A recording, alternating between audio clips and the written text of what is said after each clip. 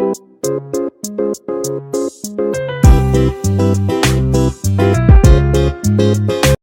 Kitchen मध्ये नमस्ते. मी बनवते बटाट्याची चटणी. तर इथे आहे ना, एक बटाटा घेतलेला आहे, असा सोलून घेतलेला आहे, छान असा किसलेला आहे, 2 ते 3 पाण्याने स्वच्छ धुतलेला आहे. आणि अशी तुमच्याकडे चालणी असली तर चालणीमध्ये ठेवायचं, म्हणजे पूर्णपणे पाणी निघतो. इथे गॅसवर तवा ठेवलेला आहे, तव्यामध्ये 1 चमचा आहे ना तेल टाकायचं. तुमच्याकडे जर असा तवा असला तर तव्यामध्ये बनवा, नाही तर कढईमध्ये बनवा, कारण तव्यात बनवलेलं आहे ना छान होतो. इथे तेल टाकलेलं आहे, इथे जिरं टाकायचं, जिरं छान असं तरतरलं पाहिजे. इथे कढीपत्ता टाकायचा, कढीपत्ता पण छान असा तरतर झाला पाहिजे, फोडणी अशी खमंग बसली पाहिजे. इथे लसूण टाकलेली आहे. इथे 1 ते 2 हिरव्या मिरच्या आहेत आणि इथे 2 कांदा घेतलेले आहेत. कांदा इथे छान गोल्डन कलर करून घ्यायचा, सोनेरी रंगावर छान असा परतून घ्यायचा तव्यावर.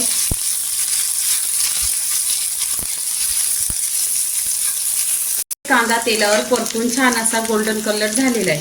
इथे आहे ना 1 बटाटा किसलेला आहे, तो टाकायचा, छान असा तेलावर परतून घ्यायचा. पूर्णपणे ना गॅस स्लो करायचा आणि छान असा परतून घ्यायचा. इथे सुके मसाले टाकायचे, हळदी पावडर आहे, धना पावडर आहे आणि घरचे 2 मसाले आहेत. इथे काश्मीरी लाल मिरची पावडर आहे, अर्धी चमचा. इथे मिक्स करायचं, पूर्णपणे एकजीव करून घ्यायचं सगळी भाजी आणि मसाले.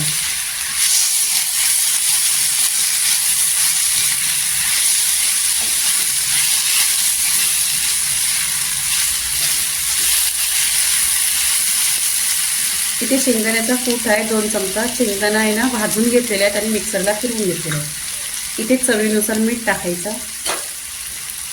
इथे कोथिंबीर टाकायची आणि इथे परतून घ्यायचं.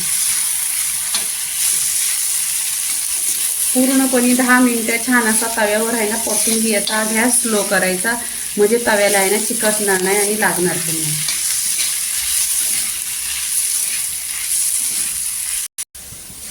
इथे आहे ना तेलावर परतून घ्यायचा, 10 मिनिटं स्लो गॅसवर परतलेला आहे.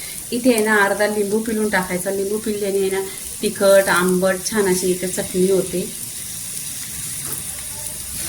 तुमच्याकडे लिंबू असला तर टाका, नसला तर नाही टाकला तरी चालेल. आता इथे पहा पूर्णपणे झालेली रेसिपी. इथे प्लेटमध्ये काढून घ्यायची.